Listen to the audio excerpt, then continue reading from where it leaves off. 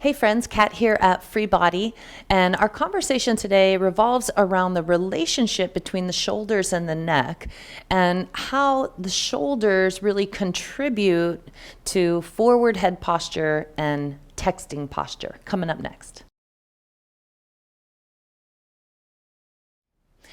So two of the main situations or postures that we see that come up creating neck pain, which can also lead to chronic headaches and issues in the neck and the head and even the shoulders, is forward head posture and text neck. These are problems that your clients are going to show up to you to help them with, and you are going to really learn some valuable things here in this video about how to address these issues. So let's talk about the two of them separately and then talk about how we can help our clients the most with these issues.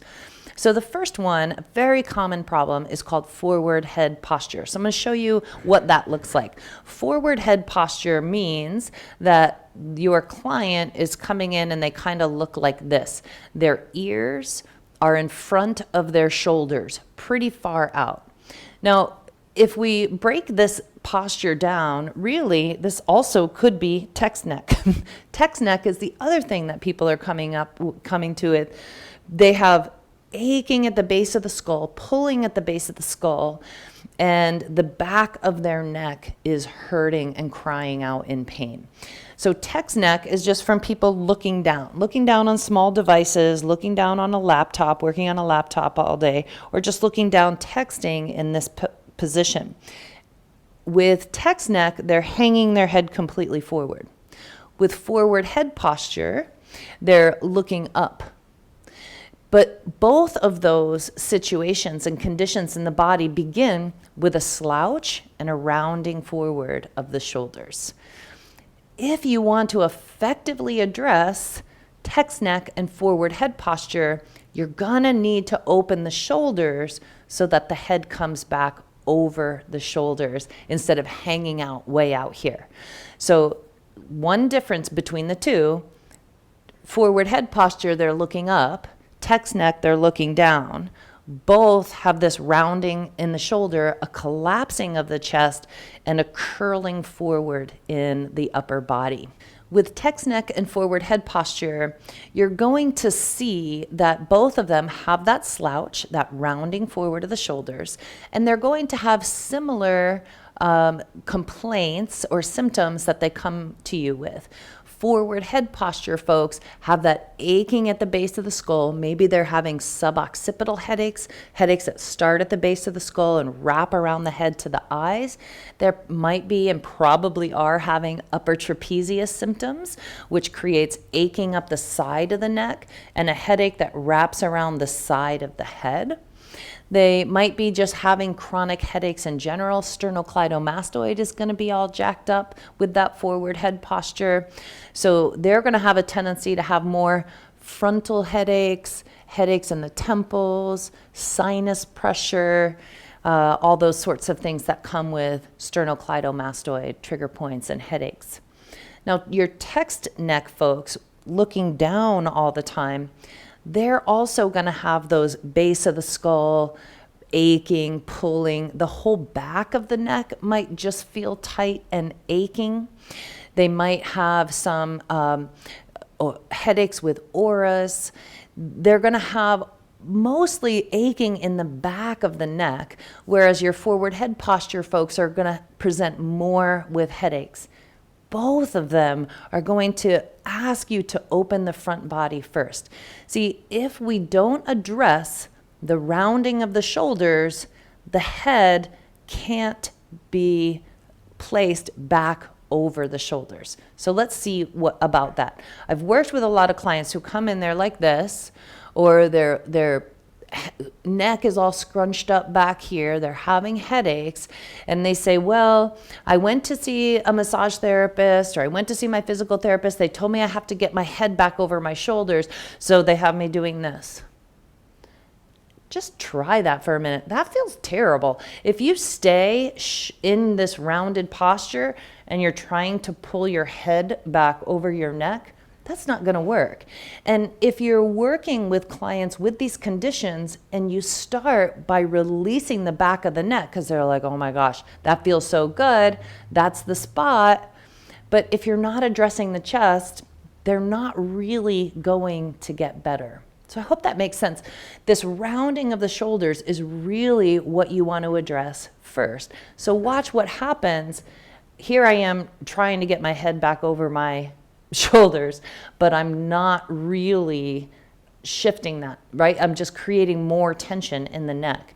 But as soon as I lift my posture and bring my shoulders back, now my head just lands naturally over my shoulders. I didn't have to do any work in the head to make it go there, right? So showing that again, rounding of the shoulders, the head's all the way out here, or it's looking down here. Either way, if I just try to bring the head back, not gonna work.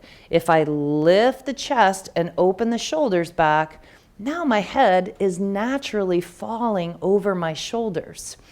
So one of the things that happens with folks with that forward head posture and they get stuck in that position and they get those headaches is that they end up collapsing more in their front body and in their chest. And the thing about, and you may have heard this before, lots of folks talk about this part, is that your head weighs like a bowling ball, and it's that bowling ball is designed to rest over the shoulders, ears over the shoulders. But when you end up rounding the shoulders, see how the head just naturally follows? Of course it's gonna follow, right? So for every inch forward the ears land in front of the shoulders, you add the weight of another head or another bowling ball. So in this point, my muscles are designed to hold up this one bowling ball, but out here, now my muscles are holding like 4 bowling balls, because as the head goes forward, the muscles lose their leverage. They lose their mechanical advantage, and they end up getting stressed and strained trying to hold all these bowling balls way out here. Think about that for a minute. Imagine holding a bowling ball, and then now imagine holding a bowling ball out here. It's going to be much harder to hold that bowling ball out here. Your muscles are going to have to work so much more. So it's the same with the head and its relationship to the shoulders. If you don't open the shoulders and the chest first, that neck pain, those headaches, those issues, that aching in the back of the head will not change, no matter how amazing your neck work is. So I'm going to recommend that you watch that video I did on releasing pecs, lats, and teres. Those are the big 3 that pull the shoulders forward and significantly contribute to the head and the neck and the tension in those tissues. I remember having a client who came in with headaches. She was having a terrible headache when she came in. And I just started by first kind of opening her belly a little bit, lengthening this space to free the rib cage from the pelvis. After just that work, she said, oh yeah, my headache's 50% better. It's amazing. I was like, okay, now let's release pecs, lats, and teres, the big 3. Again, that link is below in the description. I did that pecs, lats, and teres work while she was on the table, and she was like, yeah, now my headache's barely there. 80-90% of her headache condition was relieved just by opening the front body and opening the chest and the shoulders. You cannot positively address neck pain, headaches, and neck issues without addressing the chest and the shoulders as well. So I hope that's been really helpful for you. It's really important to see how things relate to each other and not get stuck in isolating one area, but taking a step back and looking at the whole picture and the whole pattern. So I trust this video has been helpful to you. Drop a comment. Let me know what you think. Let me know how this helped you. And if you have any more questions, I'm happy to serve you. Thanks for watching. Take care.